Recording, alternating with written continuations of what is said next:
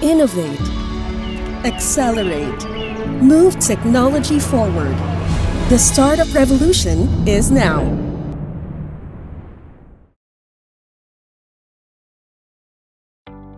This is Anne. She's thinking of starting her own business but doesn't know how. Until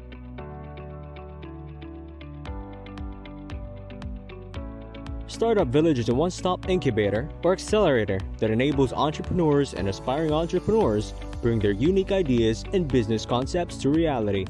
We help connect great ideas, great people, to potential mentors, clients, partners, and investors. More importantly, Startup Village empowers, educates, and mentors the startup.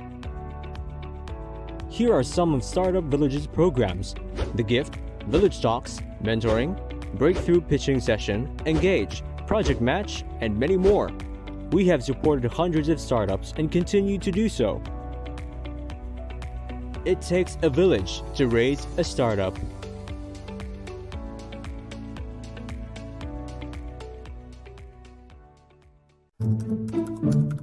Are you a business owner? Do you feel as if you're getting left behind by your competitors?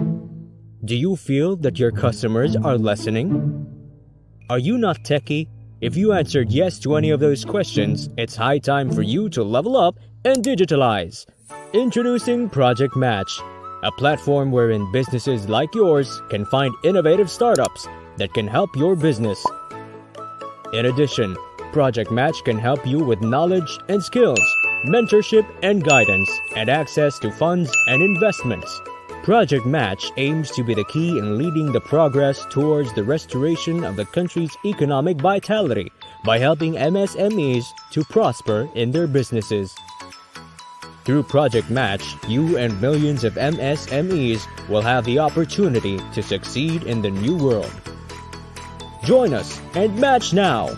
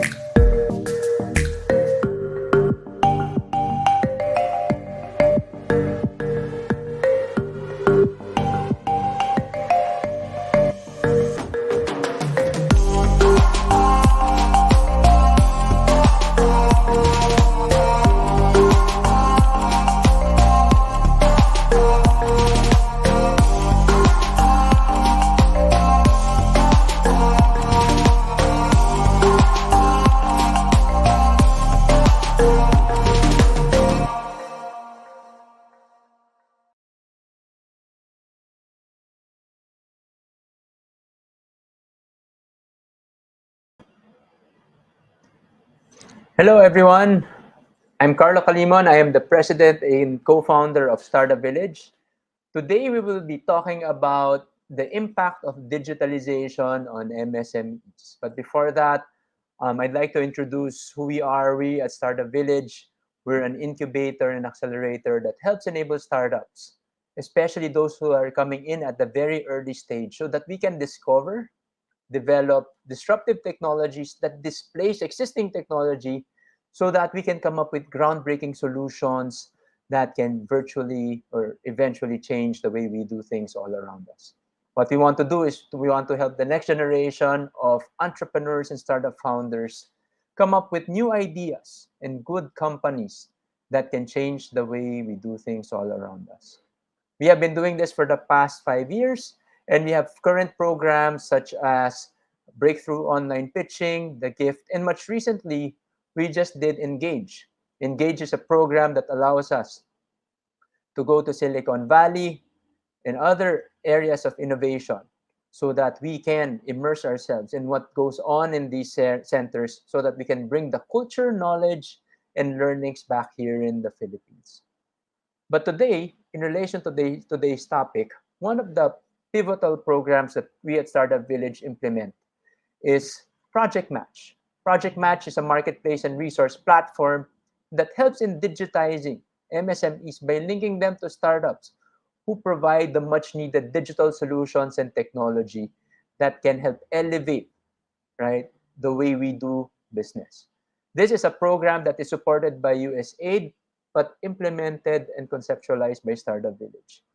What we want to achieve is we want to be able to build the capacities of MSMEs so that they can level up as they digitalize with the help and support of startups who are gaining traction and access to markets through the program itself. Since we started this program, we have supported MSMEs and startups alike. And we are happy to share that we have made breakthroughs in terms of the way we do and connect MSMEs and startups together, thus elevating both sides. This happened in particular through our Certified Digital Negosyo program that MSMEs can enjoy for free. Now, for this afternoon session, as we build up on this particular program, we want to now find out the impact of digitalization on MSMEs. We have been helping MSMEs and startups through Match, and we'd like to hear from them directly how their transition into the digital space has been. We understand that there are intervening factors that influence MSME adoption to tech-based solutions, and we would like to know how how these interventions have helped them, but also understanding how the enablers make it easier for all of our MSME friends to transition into this digital world that we live in. All right, so that is what we will be doing this session. Joining us today for our discussion on the impact of digitalization on MSMEs are our friends from USA Deliver, represented by Mr. Leandro H. Gasmin, the component lead for MSME development, USA Deliver Chemonics International. We are also joined by Aiko Reyes, co-founder and COO, CXO of Peddler Philippines Incorporated, a startup. Peddler is a free POS application for Philippine micro and small businesses. It is a simplified OS-like POS software with inventory management at its core and is connected to online store links and digital ledgers. Up next, we have Fro Oliva, a good friend of mine and head of business development of Prosperna. Prosperna is an e-commerce solutions provider that helps MSMEs create a digital presence. It has a wonderful goal of empowering 100,000 MSMEs digitally. It helps companies create their website and integrate various payment and logistics platforms with no coding needed. But at the same time, we will also be featuring our friends who are MSMEs themselves who have benefited from the program. So with us today, we have Marilyn Ceredon, owner, LVMCC Hardware Trading. Also, we have Maria Consuelo C. Kalimutan, co-owner of Paletaco Woodworks, who is joining us today. So let me start by asking everyone, what are your current initiatives to help MSMEs? So let's begin with Mr. Dax Gasmin. Thank you once again to USA Deliver for their support for Match, but to have a better understanding of USAID and its commitment. Can you share with us, Dax, about USAID and its Deliver? Sorry. Can you share with us USAID's Deliver initiative here in the Philippines? Yeah, thank you, Carlo, and hello to everyone. So, as Carlo mentioned, I'm part of a USAID project called Deliver. And Deliver has actually three components that handles public financial management, infrastructure, and MSME competitiveness. So, MSME competitiveness is the one that I handle. And Under that is three components on access to finance, value chain development, and access to market. But due to the pandemic, lots of things that happened, and main focus from value chain development was because on infrastructure and digitalization. So these are the main challenges that our MSMEs encountered, and we had done some activities under that. We also did a COVID response program that we implemented four programs that we put a grant program, and two were about microfinancing, improvement and digitalization and microfinancing. The other one is improvement of microfinancing for rural women. The other one is the Deliver platform that handles the digital solution for logistics for food. And the fourth one, which is Match, which we are partnering with Startup Village, it's really to help link the MSMEs to the tech startups and trying to merge partnerships with them so that they can have experiences in the in the digital space. Right. Thanks, Dax. Maybe we can throw the same question to our startup friends, Fro and Aiko. How have your organizations helped support MSMEs, and why MSMEs in particular? Maybe we can start off with Fro. I was going to say ladies first. Alright. But go ahead, Aiko. Yeah. Hello, Carlo. Hello, everyone.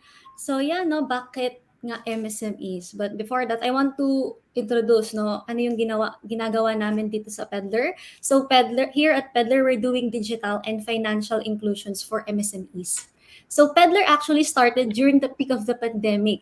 No? So, this was the time that many businesses are closing, right? Due to unmonitored growth, utang na hindi nababayaran, mga payables na hindi rin nababayaran as a business owner, hindi makapagbenta because of the lockdown, no? So these are the pain points, no, the challenges that our micro and small business owners encountered, no, during the peak of the pandemic.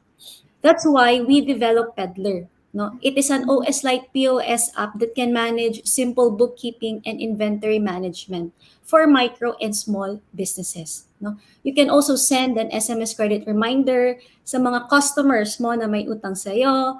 We have payment ledger where we can list all, the payables to avoid penalties, and easy to read financial reports. So at one glance, we can see how much is our benta and expenses today. And of course, we have the store link, no, that we can share in all social media platforms to promote our stores. And all of this for free. No? So bakit MSMEs? It's because they are the hero of the local economy ng Pilipinas, right? They contribute mga 40% of Philippines GDP. Yet they're undeveloped and inefficient. So I think this is the time, no, to really push ourselves to help naman yung ating MSMEs. There are digital solutions available in the market, right? Ang dami. But yung mga digital solutions na yon, they are made available for medium to large enterprises. So paano naman po ang MSMEs natin? Alright. Thank you, Icon. Ako, mamaya malalaman ninyo kung gaano kagaling yan si Peddler. Hindi na nabanggit ni Icon na ako, to be honest, very proud ako kasi Peddler originated from Catbalogan, Samar, right? So Catbalogan is down south, and to be honest, kaya ako proud kasi my grandfather tubong Catbalogan. So it's not every day you would hear a startup, right, coming from Samar, let alone a nice and wonderful organization such as Peddler. Yes, Fro, go ahead. Yeah, well, the great intro by Aiko and why the MSME market, right? Good afternoon, guys. I'm Fro, Head of Business Development for Prosperna. Unofficially, I wanted to be called Chief Pogi Officer, but for some reason, our HR doesn't allow it. So, in which case, why Ako na lang yun, ako na lang. Right. Well, by the numbers, no, the MSME sector, if I'm not mistaken, there's 2 million registered businesses in the country and Yes. about 10 million unregistered businesses, right? The MSME sector also provides, if I'm not mistaken, about 68% of the country's workforce. So it produces labor, right? And then finally, it, like what Aiko said, it produces 40% of the country's GDP, right? All key numbers that is crucial to the growth of our economy, right? So with Prosperna, we're a platform. To Carlos' point earlier, our mission is really to empower and enable 100,000 MSMEs here in the Philippines. And we do that through our easy to use and affordable e-commerce software. With Prosperna, basically, our merchants can now do and create their own brand.com through our online store builder that's already connected through social commerce like Facebook and Instagram, that already has payments. They can accept GCash, Maya, credit cards, or COD, and then their end clients can auto book shipping all in one platform. And that makes it easy. And as compared to before, where you would need your pamangkin or pinsan na magaling mag-develop or mag-code, our platform needs no coding whatsoever. So that's one way that we support the MSME market, the MSME sector, by providing them with this software, right? And ultimately, what we want to do is we want to increase our merchants, number one, their reach, because with our platform or with digitization, geographic limitations can be taken out, right? And when first there's reach, and then we want to help them increase their transactions by making it easier for their end customers to purchase goods from them. And then with that, we want to see them grow in terms of revenue, in terms of size, and in terms of business life. All right. Thanks, Fro. Ah, So these two wonderful startups are just representative of the hundreds of startups here in the Philippines. Take note, these are Filipino startups, right? Born and raised here in the Philippines, creating wonderful impact. Later on, our friends Aiko and Fro can talk about how many MSMEs they've helped so far, right? Their reach is nationwide. And to be honest, Project Match is a proud partner and supporter of these and other startups also that are part of our various programs.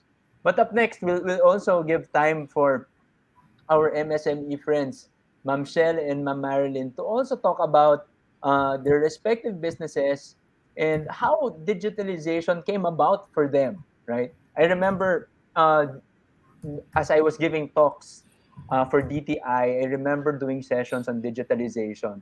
And I always share this that oftentimes by the time my lecture ends, I would have questions during the Q&A session that were not related to my talk. Why? Because I would normally insert examples of startups like Prosperna and Peddler into my lecture. So the MSMEs are curious, right? So I get more questions about MSMEs rather than the lecture itself, right? Or rather the startups rather than the lecture itself, right? So why is that? Why is there so much interest? And why are there so many questions? So maybe I can ask Marilyn and Shell, can you describe what your businesses are? And how were things for you during the pandemic? And how are things after? And how did you handle the challenges brought about by the pandemic? Michelle, maybe you can start off. Hi, good afternoon po. I'm Shell De Leon, co-owner of Paleta Co Woodworks. It's a handicraft shop. So we specialize po in quality, affordable, and handcraft wood furniture and decors. Katulad po ng aming top-selling folding table na proud po ako na ito na yung nade-deliver namin dito, hindi lang dito po sa Cordillera, kundi sa Metro Manila. So it can be used as a desk study table, computer table, kitchen table, dining table. Kaya siguro po talagang medyo nag-hit siya, especially doon sa mga nakatira sa condominium. And then meron din po kami yung mga customized namin na mga shelf rack, kitchen and bathroom accessories and decor items. Yung business po namin was born out of my husband's hobby of doing carpentry.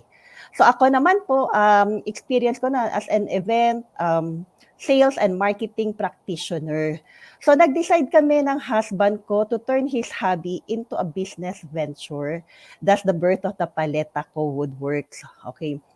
So ano po yung naging challenge sa amin ng pandemic? Naku, napakarami po. Ah, pran- um, the pandemic has greatly affected our business in terms of having yung reduced sales. Talagang lumiit po yung aming kita. Pero at least thankful pa rin kami, may kita pa rin po. And then yung Yes. having limited resources, limited suppliers. So alam naman po natin, di ba karamihan naka-work from home. Mas marami ang hindi nakakalabas. Nasabayan pa po ito ng increase ng cost doon sa materials. And then the difficulty in the delivery of the products. So yun po yung mga challenges namin. Paano namin na-overcome yung mga challenges na yun? We had to trim down yung number of employees po namin. Nung nag-start kami, 4 po agad ang employees namin, ang staff namin. And then hanggang December. And then sometime po ng February, napilitan kami na maging 2 na lang sila. And then Wow. unti-unti ngayon po bumalik na uli sa 3. Good. So yun po. Oo, na depende po sa project. And then ano pa, second na challenge namin, yun nga, yung sa product. We try to offer affordable products na hindi naman nagsasuffer po yung kanyang quality. Okay? And then we strengthen our partnership with our existing suppliers. At the same time, we tried to look for new suppliers din just in case po na hindi maibigay sa amin nung mga nung mga existing suppliers yung materials, or may mga times din po kasi na nagmahal din sila na hindi namin ma-afford yung kanilang materyales. In terms naman po doon sa delivery of items, we had to find a reliable courier. Okay po. Napakamahal ng courier. So, kailangan din namin maghanap ng alternate options.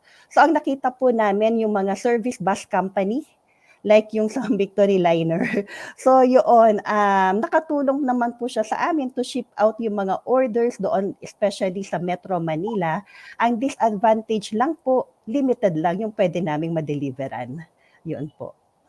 Alright. Thank you, Michelle. Talagang talagang hashtag realities of business, no? Yes. So, Miss Marilyn? Hello po, magandang hapon po sa lahat.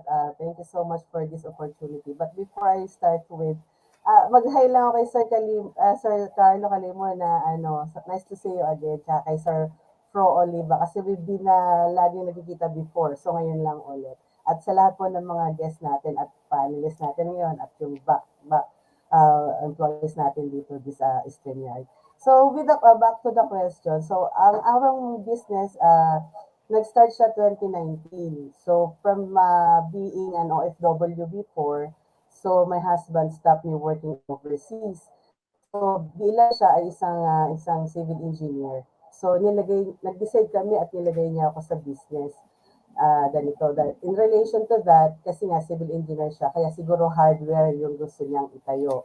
So we started 2019. So as conventional or traditional na may physical store ka, pero yung although national yung iyong legal permit, pero ang naaabot lang niya is within Laguna lang. So that time, so or within the area, so ganun lang siya. Syempre, ganun lang kasi physical store ka, traditional, so ganun lang talaga. That time, syempre, hindi ko pa kilala ang e-commerce o tinatawag na digitalization ng mga katulad nga ng ganito. So, since tinatap ako ng aking asawa sa business, so I was engaged myself into DTI, trainings and program. So, I was started from the scratch. Wala talaga akong alam sa business. Kaya ganun yung ginawa ko. So, from the scratch talaga, how the business itatayo, paano yung mga legalities ng mga permits mo, all of that. So, from the scratch talaga. So, inaral ko lahat yan sa training program ng DTI. So, until eventually, na-meet ko na nga itong mga project match. Kasi lahat na ng program ng DTI eh. So, I was very much engaged. So, hanggang sa dumating na sa mga digitalization na katulad nga ito, na-meet ko si Sir Calimon, si Sir Pro Oliva, regarding their mga e-commerce platform na ito. So namely, marami yan sila. Kaya lang syempre, during that time, wala ka pa dyan sa puntong yan. Kasi nag-start ka nga as physical store. So nung mahit tayo ng pandemic, ang naging challenges namin dito, syempre, in fact, yung unang taon ng pandemic, lumakas kami. Di ba? Yung sales namin, tumaas siya ng 50 to 75%.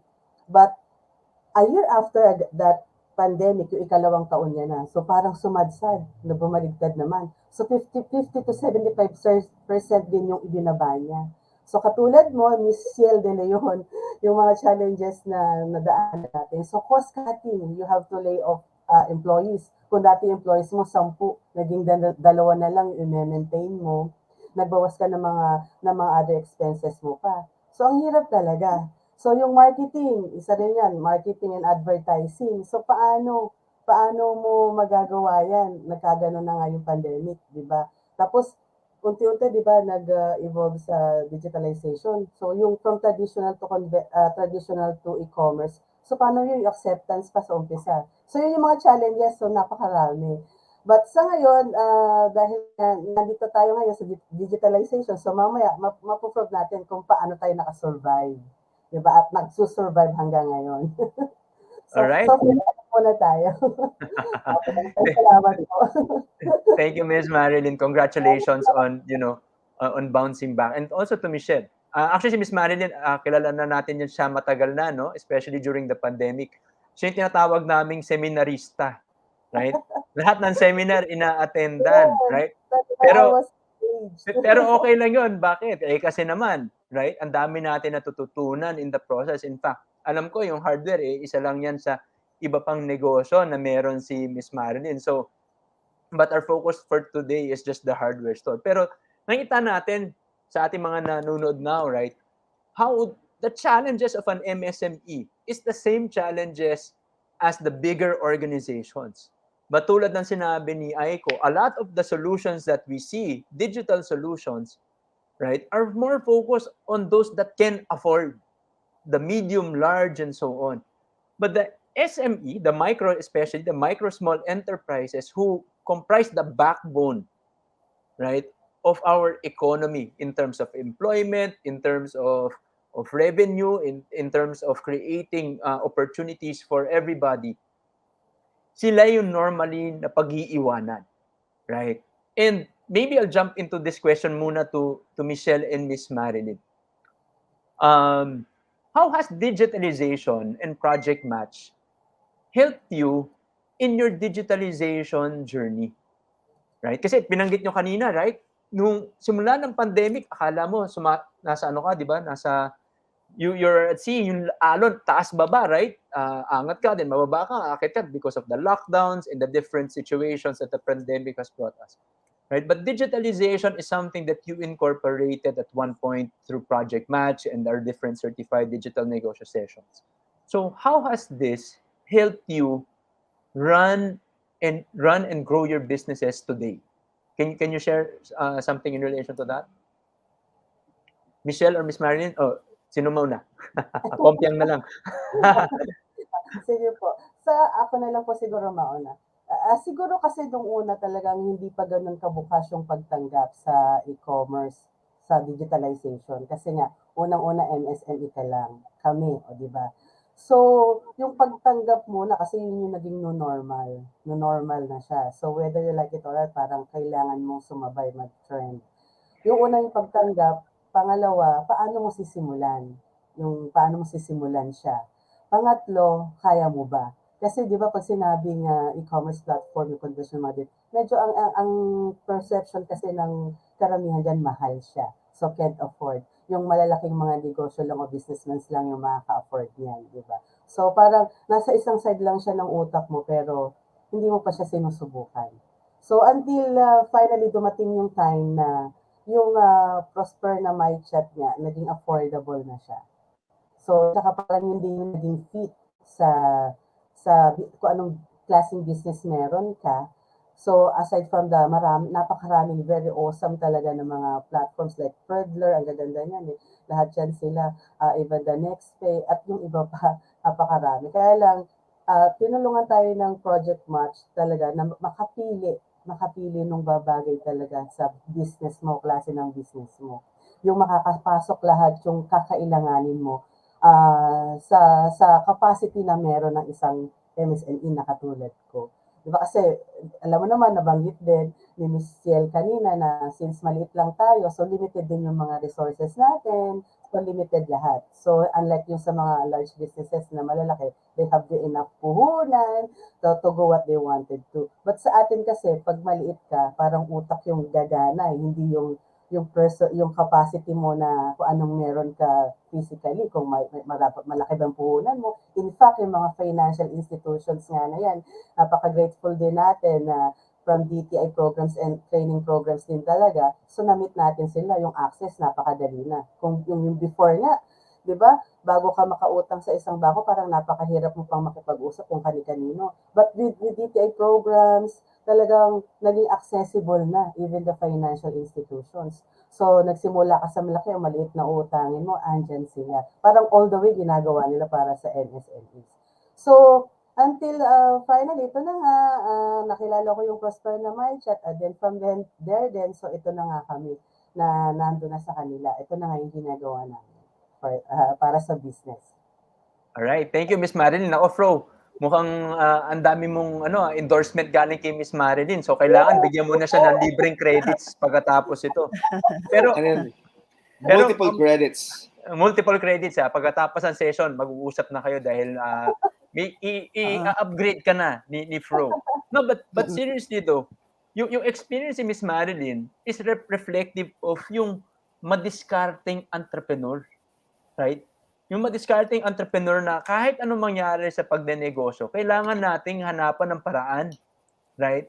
Para may pandemic, kaya walang pandemic, hanap tayo talaga ng paraan para iangat ang ating mga negosyo. Pero ang maganda dito, open si Miss Marilyn to discover the different solutions. Kasi ngayon, right, na-meet na niya si Prospero, na-meet na niya si Peddler through Project Match, but there are other startups that you can pick and choose from. And on Project Match alone, we have over like 114, 115 startups that you can choose from. Hindi naman namin pipwersahin na, palaging si Prosper na lang Kailangan hanapin ninyo yung startup na makakatulong sa inyo at bagay sa inyo. Michelle, kayo po, ano naman po yung experience po ninyo? Nako, matinding experience, sir. Actually, yung pag-shift from traditional business into a digital one, talagang intimidating siya eh. Number one, kasi we're not that knowledgeable naman in terms sa digital marketing. Ganito lang po itsura ko, pero actually, more on ako yung classic example ng talk and text. Alam mo yan, sir? Talagang yun lang talaga yung gamit ko. So talagang malaking sa akin, adjustment. We had to face our fears, change yung mindset namin, kasi we need to adapt doon sa yung changing world talaga eh. Because of pandemic, napilitan kami to promote our product online. So bigla yung pag-shift niya eh. We had to learn how to use yung mga online applications, yung online payments, courier, lahat online. So talagang kailangan ang namin, mabilis kami yung ganyan talaga agad na Kaya nga po, we needed help doon, yung finding the right business partner that can give solutions doon sa naging problema namin. Doon po pumasok yung project match. Ang galing ng timing ng project match. Okay? So February yun eh. We attended several seminars para makatulong doon sa namin sa digital. Actually, thank you po sa project match team at saka sa mga startup. Oo. Para kayong yung BDO, sir. Alam mo yun? Di ba ang tagline ng BDO? We find ways. Yung project match, you find ways to make complicated things simple. You created a structure na, alam mo yun, that we can easily understand. Okay, classic example, sir. Yung mga seminar na na-attendan namin, nakasama yung mga startup.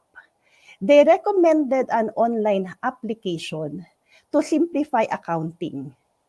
to simplify yung recording of transaction. Okay? And even yung how to make yung mga simple in and outs ng inventory system. Hello, peddler! Yun, hello, peddler! So, yun, nakatulong talaga po siya sa amin.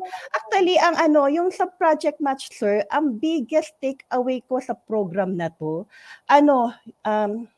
enabling the MSMEs to get more and better work done in less time. Doon pa lang yung nakatipid ka ng oras, malaking bagay na yun. Sabi nga nila, time is gold, di ba? At saka yung building a strong social, media presence. Yun po. Sabi ko nga po, hindi ako techie, pero malaking tulong sa akin yung exposure na yun. So, yun po yung ko sa Project Match. Thank you. I think, Carlo, what we got from Ms. Marilyn tsaka Michelle is these are a good example of yung mga entrepreneurs or people who put themselves out there and wanted to learn something new. And in the process, it helped their businesses, right? Kasi I think that's a part of it. Actually, importante yung mga nabanggit yan ni Ma'am Sheldon di ba? Na because of digital, we naintindihan na natin, right? How we can convert something so complicated, right, into something simpler. Kadalasan kasi 'di ba yung mga traditional na mga negosyo, naiisip nila na yung paggamit ng digital, ay nako, ang hirap niyan, komplikado yan, right? Hindi ko maintindihan yan, right? Pero isipin natin yung experience natin sa paggamit ng cellphone, 'di ba? Ganun din dati. Ang komplikado naman gumamit itong screen na to, anong pipindutin ko, anong app na ganyan. Pero once nakasanayan na, right, simple na. Pero kailangan natin isipin din na bilang mga negosyante, kung marunong tayong gumamit ng smartphone, may Facebook account tayo, marunong tayo gumamit ng email, ganun din lang kadali na gumamit nitong mga digital solutions na ino-offer ng iba pang startups. Another thing na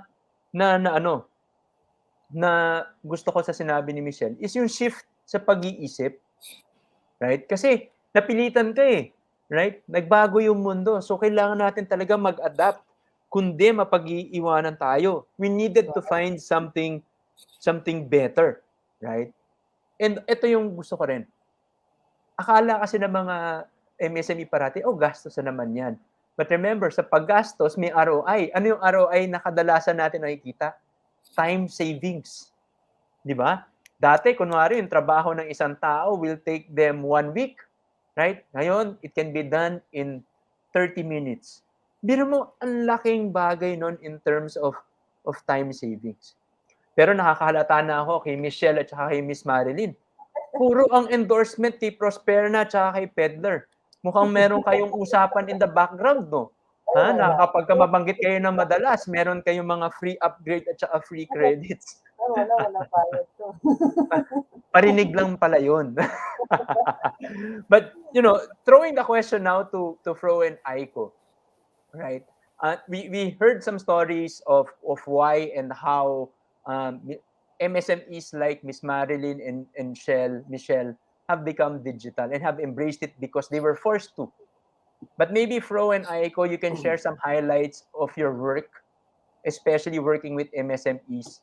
Do you have case studies that can help inspire other MSMEs out there, right, to really become more digital? Kasi like, for example ako, meron kaming mga naging estudyante that just by the mere shift to digital and using digital commerce or creating like online stores like with Prosperna and so on, yung dating 10,000 revenue, benta kada buwan, nagiging 100,000, 150,000 na neto, na income, hindi man lang revenue. Maybe Aiko and Fro, you can share similar examples and highlight how you have changed. Ito, talagang binubongga ko na kayo. How your negosyo, right, have changed, right? How startups have changed, right, and elevated our MSMEs. Sige nga. Absolutely, absolutely, Carlo. Before I get there, yung whole concept of digitization, it was really, I wouldn't say a struggle, but a lot of people were sitting on the fence. Kasi di ba remember, Carlo, yung when I used to work with PLDT previously, I did a lot of road shows. I did what, Yes. maybe 100 events per year. And all I did was talking about digitization, digitization, digitization. And a lot of businesses and business organizations that I talked to were, yes, that's good, that's nice, but we're okay with our setup right now. Naalala mo yun? Yes, Kasi yes. yung mga doon, kasama kita eh. Kung kasama tayo eh. Di ba? And then boom, pandemic happened. What happened? Forced to digitize na sila ngayon. Wala na silang no choice. Right? And during that time, the first movers was obviously the F&B industry. Right? Because they had a lot of inventory that they had to put out. But at the same time, it was, a need. Right? So yeah, in terms of, case studies and success stories, number one, of course, Ma'am Marilyn, right? Because when we started Prosperna in 2020, 80% of our clients were in the F&B sector, right? Now, 2022, medyo nag-balance out na siya that our core pillars in terms of industry is F&B, health and wellness, fashion and beauty, and then home furnishings and gadgets. Napansin nyo, walang construction, walang hardware doon. Miss Marin is one great example that she's not that of a traditional business who embraced digitization and technology, and even if it technically didn't fit the mold, right, of those industries na mag-digitize ka agad, she still did it. And we are very, very privileged to be able to support Miss Marilyn and LVMCC Hardware with our platform, right? Another good story that I have is I had a client, and I actually did interview her last year in one of my podcasts prior to Philippine Startup Weekend, right? Last year. And this is this lady who lost her job during the pandemic, and her husband also lost his job during the pandemic. It just so happened na mahilig sila kumain, mahilig sila magluto. So they just started cooking. They're a young couple, entrepreneur from Imus, Cavite, and they started their own a food delivery business last year after they both lost their jobs. Sa start, yung area nila puro Imus lang. After Imus, they started using our platform as well, I have to admit. And then from there, yung Imus, umabot na sila sa Dasmariñas, which is the next town. After Dasmariñas, umabot na sa Silang. And for people who may not understand how far those locations are from each other, Imus to Silang town proper is a good 30 kilometers or more, right? It's that far. And now, she has even expanded her business catering to customers in Rizal and in Taft. So, Wow. and yes, to your point, she's happy. She's making more revenue than she was in her previous work. And so much so that she started a foundation para sa mga kusinero niya. So those are the success stories that I love hearing and I love supporting, especially if they, if regardless if they're our clients or not, right? Nice. Talagang naging prosperous na negosyo through Prosperna. Grabe, ang galing. Right? How about Actually, you? Go ahead. yung pronunciation talaga ni Scran, prosper na. Prosper. It's just that Dennis is, our CEO is, Phil Am. So, Prosperna. Look at prosper na. Thanks, bro. How about you, Aiko? Yeah, for peddler naman, no, time saving, right? Isang pain points ng mga MSMEs is yung inventory management, right? So with the use of peddler, napadali na nila yung inventory nila. And then yung recording nga ng sales, sabi nga ni Miss Chell, no, recording of sales, right? Transactions. And aside from that, the financial literacy. We have a community group on Facebook. And earlier, meron akong mga nababasang nagpo-post, what does margin means? Right? So, I think ito yung mga business owners na napilitan magnegosyo because of pandemic. So pinasok nila itong space na to without, the right knowledge, proper knowledge of really doing the business, right? And I think it's really important for them, for us actually, to know our numbers, right? So yun yung mga natutulong ng peddler up. And eto, I just want to share this story, no? Kasi in a traditional tindahan setting, yung wife yung nagbabantay ng tindahan, right? And then yung wife, hindi siya nakakalabas, hindi siya nakakaalis sa pwesto niya kasi siya lang yung may alam ng presyo ng tindahan. So yan yung, kumbaga yung traditional kinagisnan. Pero now, with the use of digitalization, with the use of peddler app, nakakalabas na yung wife, pwede na yung husband yung magbantay ng tindahan. And I think it's, mentally good siya for everybody, right? So that's how we help MSMEs in the Philippines. Thanks, Aiko. Nako, tama yung sinabi niya tungkol sa mga nagbabantay ng sari-sari store. Kasi kailangan bantayan ni Mrs. si Mister. Kasi si Mister ang unang nag-uubos ng paninda. Di ba? So, kailangan paluin ng stick yung kamay para hindi ubusin, para maibenta. Pero to be honest, alam ko si Aiko is being very humble, but I know that Peddler has helped support thousands of MSMEs already in the same fashion as Prosperna has over the past years, right? So, maganda pa, marami pa tayong papag-uusapan na examples mamaya. But I'm curious to ask Dax, no? Bakit MSMEs? Why did USAID through Project Deliver, through the Deliver initiative, why did USAID consider supporting MSMEs and MSME digitalization? Why is it a priority project even? Well, una muna, mukhang sulit na yung punta ko rito habang nakikinig lang sa mga stories, And congratulations for our match project. Anyway, for the Deliver project, it's really the focus on MSME competitiveness, moving them forward. Parang kasi marami kasing USAID projects that has been done before on capacity building, paano mo paayos yung MSMEs. And the idea was actually, how do you push them forward? So ano pa ba yung pwede mo pang-push for them to be competitive, not only here national, but international. And on MSMEs, we're actually almost 99% MSMEs driven ang ating economy. So that's really the focus. With regards to digitalization, yun nga because of the pandemic, everything accelerated. And nandun yung challenge. Paano mo dadalhin yung goods mo to the consumer na disrupted lahat? One example that I've been, kasi maganda yung mga narinig ko kanina, one of the issues was really how do you bring it to the client, tapos hindi ka naman techie, hindi mo alam.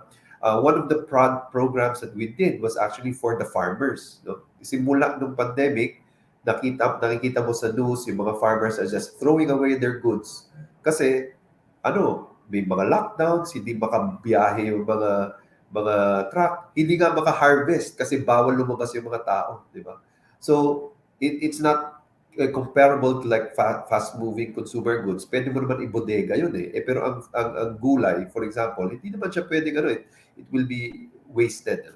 And then, pagdating naman sa market side, sarado ang mga restaurant, sarado ang mga supermarket, wala rin silang market access.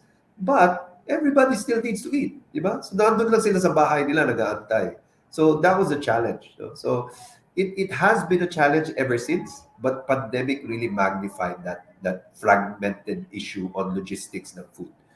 And one thing that we have tried to do, and what was very successful with a startup tech company, was trying to minimize that intermediaries. So ang nangyari doon, the benefit talaga sa farmer, from imagine on a typical supply chain of vegetables from the provinces to Metro Manila, it takes 8 layers, so 8 touch points. So I imagine ang laki ng price increase, and the deterioration of the quality of the product. With digitalization, that 8 points we reduced it to 4. And that made the farmers increase their income the double. But the prices dito sa baba did not change. The quality improved, 'di ba? So talaga there's really importance in digitalization. So with regards to digitalization, yun talaga yung naging focus because of the pandemic, and it is really important. No? Ngayon kasi, no, things have been changing. Like in my household, most of the time our things na binibili namin is all online now. Dati takot na takot kami mag-online kasi masa-scam ka, mawawala yung pera mo. Yes. But you had to do it, di ba? And I would believe maraming households are like that. So you will miss out on it, no? Yung MSMEs will miss out on it if they don't go digital. All right. Thanks, Dak. You know what? I think you mentioned, may mga nabanggit ka na critical dun sa sitwasyon ng mga MSMEs at startups, no? Is that it's about enabling them, right? Giving them the opportunity to embrace, right, the benefits of digitalization. And I think one of the things that you and Aiko mentioned is the fact that when we think about digitalization, ang thinking ng mga MSME parate, kailangan tulong sa akin sa benta. Increase na revenue parate para umingkrease ang kita. Not knowing that by addressing issues o yung pagtugon sa mga issues, sa mga problema sa operations, sa finance, right? Magi-improve ang benta at the same time i-improve din ang kita. Right? Doon yung nakakaligtaan kasi iniisip, kailangan puro e-commerce lang. Pero tulad sinabi ni Aiko, understanding yung financial literacy, yung pag-monitor mo ng inventaryo, tulad na sinabi ni Dax, yung pag-aayos ng logistics mo can save you a lot, right? And make you earn some more. All right? Also, at the same time, maganda rin through digitalization, right? Your goods get to your customers faster and in better condition than it was before. Nawawala yung intermediary. Naalala natin nung mga dati, nung bata pa si Fro, right, na yung nakagawian ng mga negosyo puro consignment. 'Di ba? I remember my professor when I was in grad school ang turo sa amin, inventory is evil. Right? Inventory is evil. Bakit? Kasi yung inventaryo tulog na pera. Yung tulog na pera nandun lang sa taga-benta, pero hanggang hindi nabebenta yan, tulog yan. Right? Di ba cash is king ika nga sa pagnenegosyo? Wala kang cash, patay ka. Right? So sanay si Fro dati na pumupunta sa mom and pop, right? Yun, hindi niya alam, consigned yun. So hanggang di binibili ni Fro yung gatas, hindi siya mababayaran. Right? So I think that yun yung malaking shift na nakagawian natin ngayon na mabebenepisyo sa ating mga MSMEs. And also, tama yung sinabi ni Dax na nag-shift din yung kalakaran ng behavior ng mga tao. Mas lalo na, di ba dati, sabi natin, yung mga senior citizen, yung mga mas nakakatanda, hindi mag-online shopping yan. Hindi gagamit yan ng mga e-commerce kasi hindi sila sanay sa ganun eh. Sanay sila na magkita ng barkada nila, right, sa supermarket. Pero ngayon, ano na nangyari? Nag-shift na. Yung mga may edad na, hindi lumalabas ng bahay. Wala nang ginawa, kundi mag-online shopping kay grocery yun, kay yung regular goods. In fact, naging shopaholic pa. Right? Sa online. Wala nang ginawa. Sagaran na ng credit limit. Di ba? So we've seen that. I think isang factor dyan. I keep telling this during my workshops, no? Diba lahat tayo narinig natin na it takes 21 days to build a habit. What more 2 years? Because for 2 years, we were just at home and what we did was we were just on our phones, order lang ng order. Diba? Kung lahat ng pagkain, Grab Food, Food Panda. Kung may kailangan tayo for the office, kukunin lang natin sa Lazada or sa Shopee. Diba? And because wala tayong choice na right? And even as the economy opens up, which, obviously is a very, very good thing, these habits won't go away. Di ba? Yeah. Kasi laki ng changes, di ba? I mean, magpapakanta traffic ka pa ba? Magbabayad ka pa ba ng parking to go to the mall? Nandiyan naman pala, no? Titignan mo na sa laptop mo, di ba? And actually, the behavior of the consumers now, they become more demanding. Kasi ngayon na mabilis lang sa ano. Ngayon, they want it now. Hindi lang 3 days. They want it, okay, deliver na yan ngayong hapon. So, it's fast. And the MSMEs should really adopt that. Kasi yan yung ano yan yung market now. Tama yung Absolutely. tama yung binanggit ni Sir Dax the customer has become spoiled, which makes it more competitive, right, for MSMEs like Palitaco and LVMCC. Why? Because you have to get your customers faster while delivering your goods better, right? Kasi yung loyalty, yung Yes. relationship Opo. with the customer now becomes stronger. Mm-mm. But you're now competing with similar organizations. And that's where Peddler, Prosperna, and other startups who help digitize, they level you up eh. Kaya nga sabi namin sa Project Match, di ba, it's level up and digitalize. Right? Kasi that's the only way you can now compete, right? Now, Yeah. moving on, Sir Dax, are there other projects complementary to what's happening with Project Match that are being implemented? Can you share a little bit about some of the other projects that USAID is currently engaged with? Yeah, well, before that, kasi kami as a development partner, syempre we're dealing with the MSMEs, but we're also looking at the environment. Kung paano natin ma-improve policies in government. So we're supporting government, we're supporting institutions, paano natin ma-improve yan. Yes, nagkaroon ng acceleration of e-commerce ng pandemic, but nakita rin yung ano ba yung mga kulang natin, what needs to be done. So like for example, internet connectivity, infrastructure, warehouses. So these are things that need to be uplifted. We saw some studies in China that the increase of e-commerce, you really need to have increase of kailangan sumaba yung infrastructure. And that's the things that we need and support. On our project on Deliver, we supported DTI, and then we're going to launch these studies soon with DTI. One is the warehouse study, trying to look at ano ba yung mga opportunities ng warehouses, paano tayo makasabay sa e-commerce, paano sila makasali dito sa bandwagon na to na magkaroon ng opportunity din yung mga products to use warehouses. So we did that study for DTI. And we've also did a study for benchmarking for startups. So international benchmarking, ano ba yung ginagawa ng gobyerno natin compared to the other governments in other countries, and how can our government streamline their support sa MSMEs. So that's for Project Deliver. And then ito naman, I know of, kasi our project is under the Economic Development Office of USAID. There's two projects that are related to digitalization. So one is Beacon. Let me see how para hindi ako magkamali. Meron akong kodigo. So yeah, actually, so Beacon is wait, sorry, better access and connectivity. So yung better access and connectivity, it's looking at the e-commerce and logistics infrastructure. So dito sila sa big scale, on the broader scale, looking at innovation and environment on e-commerce. And then the other one is speed, is strengthening private enterprise for digital economy. So ito naman is trying to enable Philippine SMEs for safely, reliably, and competitively participate in the digital economy.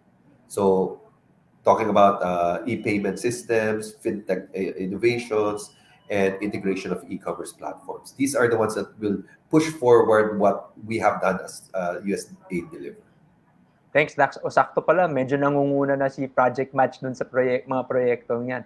Patama yung sinabi ni Sir Dax, no? USAID is basically supporting yung pag-develop ng value chain, right? Na kinakailangan ng hindi lang startups na digital para maging successful, kundi mga MSMEs, yung mga tuhog-tuhog sa gitna, in different steps, whether logistics and so on, infrastructure, para mas maging successful in the digital space. Now, we kept on talking about, all of these successes. Are there still challenges that MSMEs face in terms of digitalization? Michelle, Miss Marilyn, may mga challenges pa ba kayo na i-encounter Yes on po, madami. digitalization? Yes, sir. Actually, ang isa sa yung biggest challenge, one of the biggest challenges namin sa sa digital, naka-experience kami ng cyber security threats. Oo. Before kami siguro mga 2 weeks before kami sana mag-create nung aming yung business profiles, business account sa FB, na-hack yung aking yung personal FB ko. So alam mo yun, sir, parang nagkaroon ka ng na tama ba itong platform na gagamitin ko? Parang gano'n. So na-affect yung yung privacy namin kasi syempre ninakaw yung personal data mo eh. So sabi ko, safe ba siya talagang gamitin? Pero yun nga, sabi ko, again, you have to face your fear. You have to change your mindset kasi otherwise, hindi kami makakagalaw, di ba? And then, after naman po nun, naging smooth naman yung namin, yung paggamit na ng mga different social media platforms. Second, ang naging second challenge po namin, Sir Dax. Tama-tama yung sinabi niya kanina. Yun sa finances, sir, insufficient budget talaga to buy additional equipment. Like another laptop and yung upgrading po ng internet connection. Classic example, sir, kanina, kung kailan magi-start na po yung ating yung ating interview, 'di ba? Nagkaroon na naman ng internet connection, ng problem sa internet connection. So, yung mga gano'n po. Kasi sir, as a leader kasi kailangan maka-adapt kami quickly kasi given the rapid yung technological change. Kailangan kasi ma-engage din namin yung mga staff namin doon sa digital transformation para maging successful. Hindi kasi pwedeng kami lang kailangan kasama sila. Kaya kailangan talaga naming mag-upgrade ng mga namin, equipment namin. Another one of things, sir, we also need to upgrade yung mga carpentry tools and namin, equipment. Kasi nga, na kami, visible na kami online. So, nag-increase na po yung sales namin. So, another good news, nag-increase na po, sir, yung sales namin. Yun lang, dahil dumami yung sales, kailangan din namin mag-increase sa production namin para ma-meet namin yung demand po nila. So, yun po. Again, hi, Sir Dax. Thank you, Michelle. Wag po kayo mag-alala. Kukulitin natin. Right? Pero tumutulong din naman si Project Match to connect you also with the financial resources that you need as well. Pero ayun, good problems to have yung Thank you, Sir Carlo. yung growth side di ba? Yung Oo. mga challenges na i-encounter niyo is for growth, which is good. Right? Mm-mm. Pero yung tama yung binanggit mo kanina that there will always be cybersecurity threats now, which is something that other government agencies are also improving to work on. Right? Pero dapat tayo mismo maingat din tayo, right?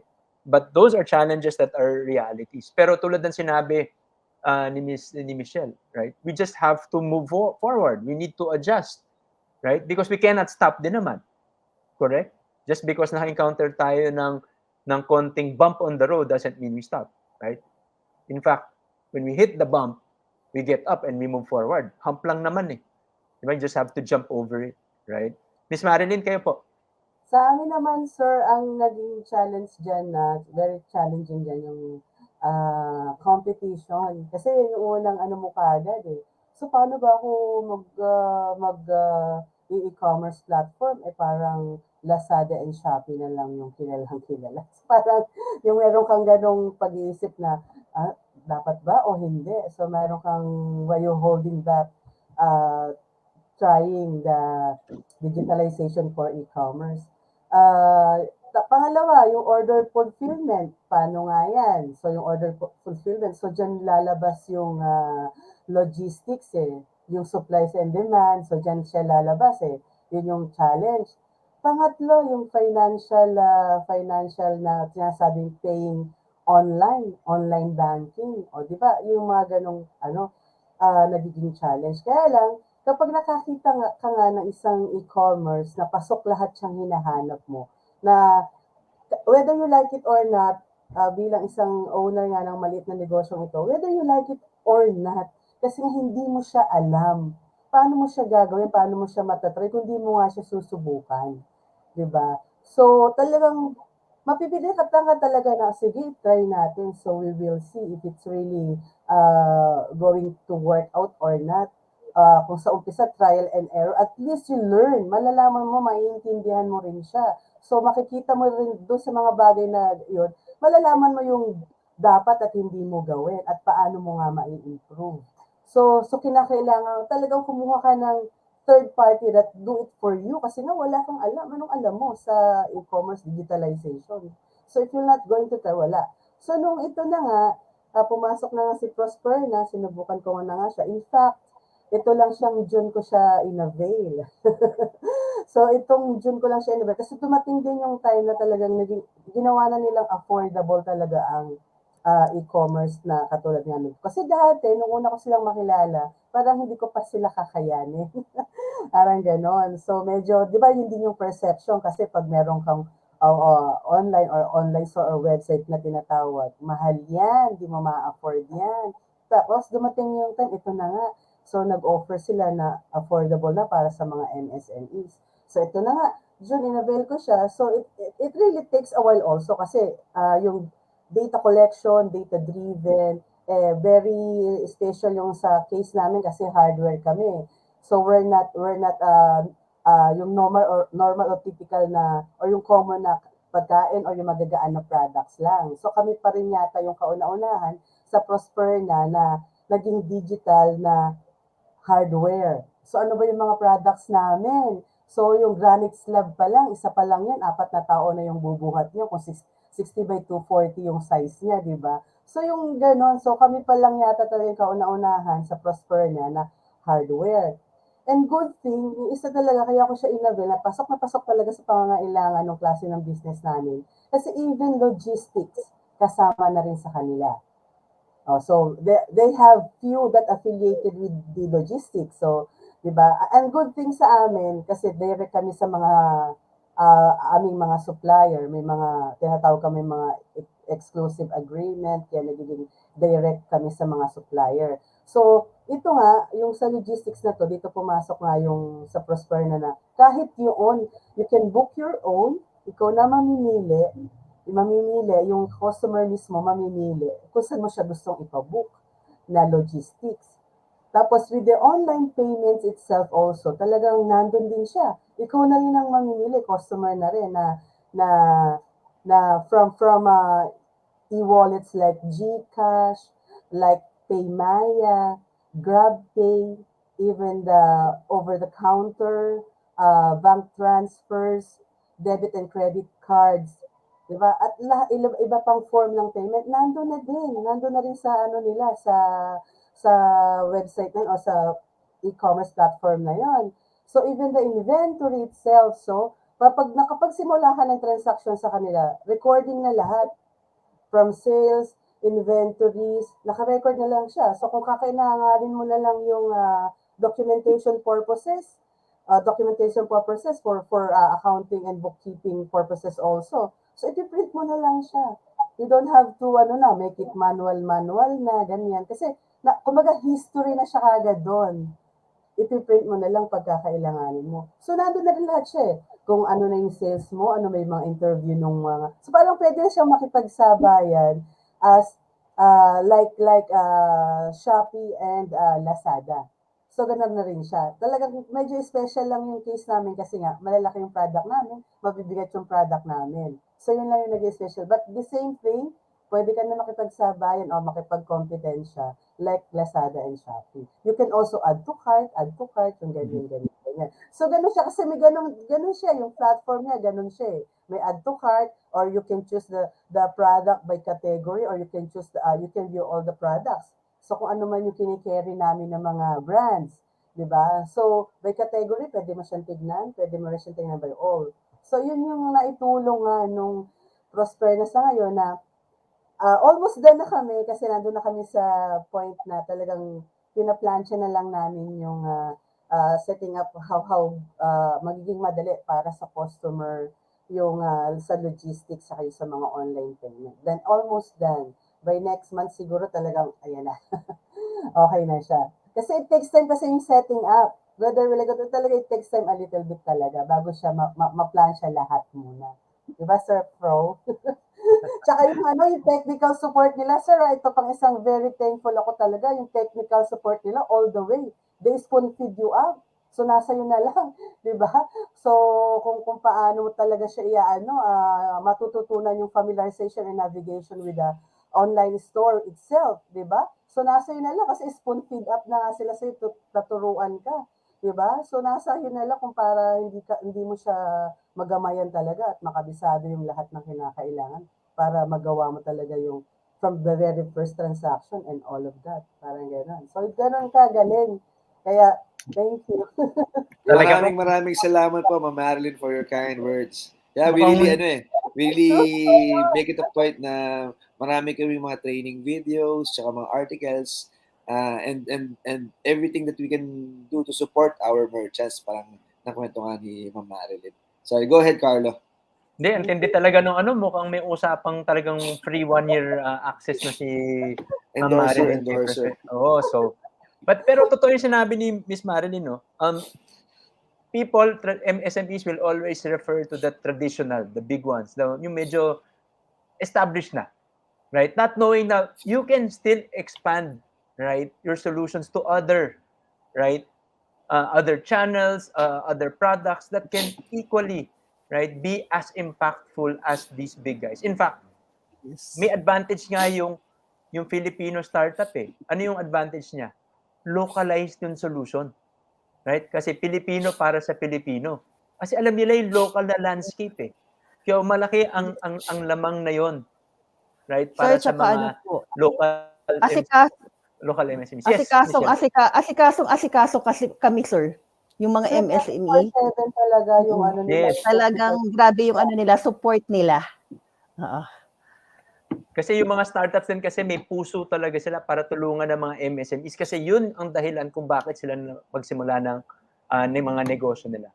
Alam ko marami na po tayo na pag-usapan at medyo ginagahol na tayo sa oras, right? So maybe I can ask everybody some final words on why become digital, right?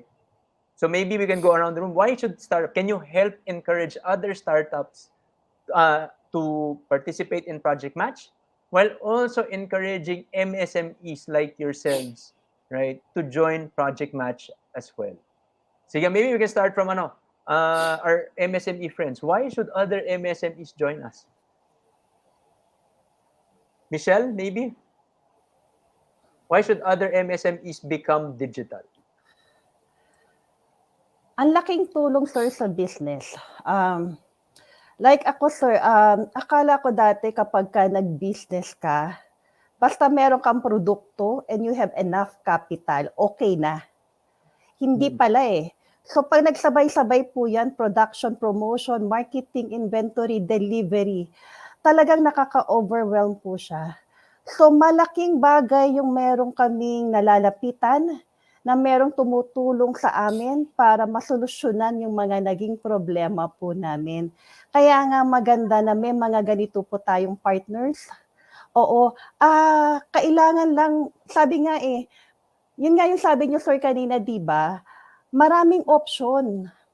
Ang dami-dami nila, kailangan lang natin buksan yung isip natin sa mga ganitong partners at makikita nila mas marami silang ma-offer na mga gandang serbisyo, mas marami silang maibibigay sa atin na tulong. So yun lang, open mind lang po. Yun lang, opo. Sa mga MSME namin, sana sir, dumami pa kami na matulungan ninyo. Thank you po. Thank you, Michelle. Miss Marilyn? Sa akin naman po, na-encourage ko yung mga MSMEs na katulad namin. Why not to try? So, di ba, yung magagawa nilang una, engage themselves also sa project ng mga katulad ng ito, Project Match, Startup Village, Round 1, so on and so forth, and other DTIs training and programs. Kasi unang-unang kailangan, binibigay nila dito sa inyo yung the knowledge. Knowledge muna, they imparted you with the knowledge. So, paano yung recognition and knowledge kung paano mga gagamitin yung mga klase ng platform na yan, digitalization. Yun yung unang ini-impart nila learnings muna. Learnings muna for you to understand. Yun muna So from there then, pag natutunan mo na siya, nakapag-training ka na, unti-unti unti-unti. Parang mindsetting din na ito muna yung ano mo, pakita mo kung paano. Kasi ganun yung naging journey ko sa DTI at bilang isang maliit na negosyante. Talagang in-engage ko yung sarili ko sa knowledge muna. Doon muna, sa knowledge and training muna talaga. Bago ko maintindihan, bago ko inaccept yung bagong new trend. Kasi hindi siya ganun kadaling tanggapin. At hindi siya ganun kadaling gawin at umpisahan. Lalo na kapag ang pinag-uusapan dito yung financial mo na magiging resources mo, paano ba yan? At kung wala ka rin alam, paano mo rin ba yan susubukan? So yung mga fears mo na yun and worries mo na yun na you keep holding back. Pero kung i-open mo siya, train mo muna yung sarili mo sa knowledge and trainings. Then, understand, accept. Then, whether you like it or not, try mo, subukan mo muna. Kasi ako ganun din ako noon eh. Or keep holding back. So, eto, sinubukan ko na siya ngayon. So, nakikita ko na. So, ang nakikita ko na kagad, yung cost reduction mo. Kasi kung dati, di ba, yung physical store mo, dati yung sa mga inventories mo, deliveries mo, everything lahat yan talagang gagastos ka eh. Na may physical store ka and everything. Lahat, nandito lahat eh. It's a matter of clicking on the on the website itself na lang eh. 'Di ba? Lahat ng gusto mong detalye nandoon na rin sa website na gusto mong malaman. So, subukan muna natin. Then, pag subukan natin, try to figure out, subok muna, trial and error. Then, from there, kung hindi talaga siya mag-work out, then you have to have your plan B. 'Di ba? But lahat naman to sila, magaling eh, maganda. Una pa lang, actually, na-appreciate ko na. Kaya lang, hindi ko pa lang sinubukan kasi nga, I keep holding back sa maraming mga worriness, saka fears na baka hindi maging successful, na ganyan, ganyan, ganyan. So, wag muna tayo maging negative. I-open muna natin, yung sa pagtanggap muna natin, open muna natin yung sarili natin sa ganito, digitalization, aralin, subukan, then makikita natin kung how it gonna work for your business, kung mag-grow nga ba siya o hindi.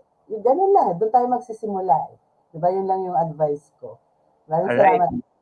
Thank you, Miss Marilyn. Aiko, some final words from you? Yeah, MSMEs, this is the time, no? This is the time for everyone to adopt digitalization na talaga. Kasi it will really improve yung efficiency, monitor your growth. And, it's time to move forward. Kumbaga, digital age na tayo. Dapat hindi tayo nagpapahuli. Right? And I would like to congratulate Project Match, no? I am really amazed, no, with Project Match kung ano yung ginagawa nila. Linking startups to MSMEs. Right? Kasi early on nga, like I've mentioned earlier, yung digital solutions are made available from medium to large enterprises and laging nahuhuli ang micro and small business owners. But because of Project Match, no, they are not only introducing digitalization in the country, but also matching MSMEs to the right startups, no, that fit their needs. 'Di ba? Be it on their daily lives or business operations, 'di ba? With Project Match nga, I've been to different cities and municipalities virtually. So I met lots of business owners, no? So Project Match really helped Peddler link to more MSMEs in the Philippines. Our vision is aligned, and that's why I love working with Peddler Match. Kaya if you're a business owner, find Peddler sa Project Match. Peddler and Prosper na. Thank you, Aiko. Fro? Yeah, thanks, Carlo. Thanks for inviting us to be part of this panel. Looking forward to Philippine Startup Week. Yeah, and definitely para sa mga audience po natin, no, Project Match is a really great place for education. Right? And that's the most important thing. Para sa mga MSMEs out there, if you want to learn more about technology, more about business tools na pwede nyo pong magamit para mapadali, maging mas efficient, or palakihin ang negosyo nyo, well, Project Match is the perfect place to be in. And so, please sign up now. Second, it's not just about us teaching you about how we do things, kung ano yung platform namin, but there's also a lot of like fundamental business teachings that we discuss from finance to marketing to the whole concept of e-commerce, because e-commerce is not just like having an online store, right? isang malaking ecosystem yan. So there. And then for the startups, Pedler and Prosperna, we're very fortunate to be part of Project Match, but I'm sure that there are other solutions out there that other startups can provide to the MSME sector, because the MSME sector is what would drive the growth of our economy, especially now that from a global perspective, we have inflation, yung pagtaas ng US dollar sa peso, but as long as we have a very, very strong MSME growth, this will all be leveled out, and sooner or later our economy will continue to rise again. All right. Thank you, Fro. And last but not least, Sir Dax. Yeah. Well, thank you, Carlo, for inviting me. And it's really nice to see the success of Match and how we can push forward. With regards to digitalization and how we can siguro encourage the MSMEs, digitalization and e-commerce is actually the equalizing factor. So you can actually compete with the big boys. Nandun, sabayan, nakikipagsabayan ka. And that's an opportunity that all MSMEs should capitalize on. Now, the challenge is nakakatakot nga talaga no? Lalo na kung hindi mo alam ang digitalization or all these things. It's really a daunting task, no? But thankful enough that we have Match platform, no? that actually links the MSMEs to tech startups. And now this period, ang dami-dami ng digital solutions that are available to MSMEs. Maganda yung shinare kanina ni Fro, no? Yung kanyang experience when he was in PLDT. At that time, wala pa masyadong solutions eh. And everybody had that wag na yung digitalization, kaya-kaya ko naman na brick and mortar. But things have changed. And the consumers are now digital. No? So before the pandemic, we're talking about the opportunities pa lang na 40% of the Filipino population is in the internet, 70% of the population that has cell phone and internet and cell phone connections. Pero ang challenge yun, how do you bring that to e-commerce? Because of the pandemic, andito na yung mga tao. Young people, old people are now buying and waiting for the 10-10 sale, the 11-11 sale, and everybody's there online. We need to, or MSMEs should capitalize on that. So, ang kagandahan ng Match, it's not as daunting anymore. Kasi andyan yung startups that are really looking at providing solutions to MSMEs. So, I congratulate Carlo on this project, and I hope we can encourage more MSMEs to participate in the Match platform, to be trained and to get find solutions. Right. Thank you, Sir Dax. So with that, I'd like to thank our panelists for sharing their insights on this discussion, and to our audience also for listening and watching out for us. But I think ultimately the message goes to MSMEs, right? That there is an opportunity for you, and the opportunity lies in becoming more digital. Indeed, MSMEs and startups need full support and a more enabling environment to complement the available technological solutions that are available out there. We have to continue to work together to make this transition easier and more enabling for entrepreneurs, MSMEs, and startups alike. So once again, I'd like to thank our panelists for being with us today for this session, and especially to USAID for always supporting us. And also to our friends from DTI, DICT, and DOST for their continued support for Project Match, Startup Village, and also for the development of Philippine startups all across the Philippines. So with that, maraming salamat po. And I'll end by saying that to our MSME friends that are watching for this session, ano pang hinihintay natin? Level up and mag-digitalize na. With that, maraming salamat and enjoy the rest of Philippine Startup Week. Thank you so much. Thank you so much, Project Match, TPI. Thank you. Sir Pro, Pedler, thank you so much.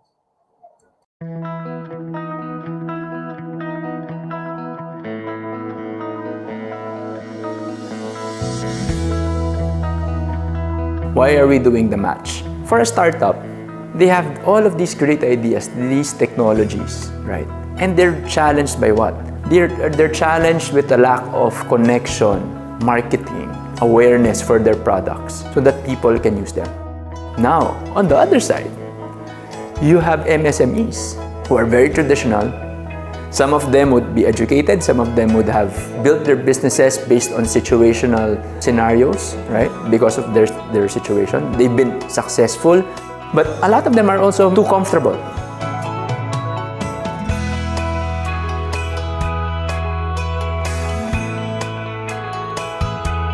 We will use education and mentorship to be the bridge to encourage both sides to come together, to essentially create that perfect match. Because we need to encourage them, to make them understand the value of working together. So if you look at it, Project Match can be a very, very powerful project because it addresses two sides, two ecosystems at the same time.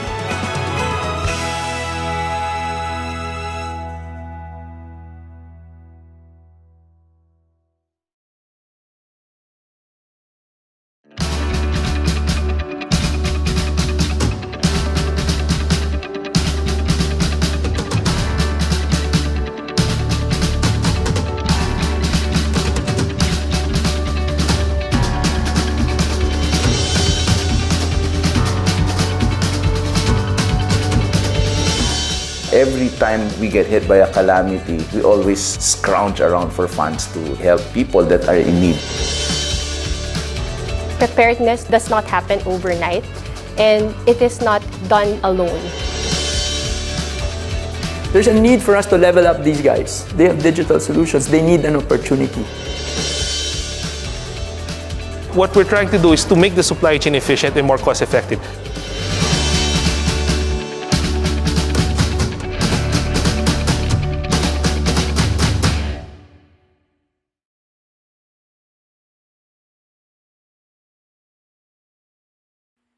Hey startups and home-based businesses out there!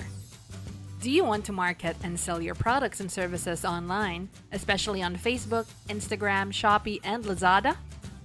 Prosperna is the social commerce platform that will help you launch your mini online store, accept COD and online payments, and automatically book shipping without coding skills required in just a few minutes.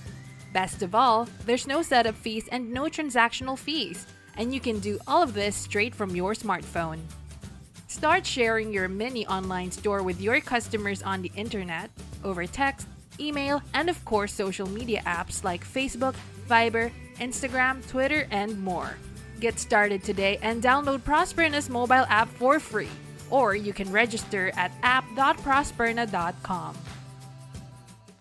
Ito ang Pilipinas, tahanan ng 20 million MSMEs na binubuo ng mga sari-sari stores, online sellers, food stalls, at marami pang iba. Nagbebenta ka man offline sa pisikal na tindahan o online gamit ang social media, Peddler ang gagabay sa iyo. Paano? Ang Peddler, isang pinasimpleng version ng POS sa isang mobile app na pinapadali ang pang-manage ng iyong negosyo ng mas mahusay at kumita ng mas malaki. Tutulungan kang ma-monitor ang iyong mga benta, inventaryo, accounting, at mga records. Gumagana ito offline kaya hindi na kailangan ng internet. Libreng i-download, libre pang gamitin. Pero di lang yan. May dagdag ka pang pagkakakitaan sa Sell E-Load at E-Supplies feature ng Peddler app. Peddler, jumpstarting Philippines micro and small businesses to the digital world. Faster, smarter, and free. Download Peddler app now.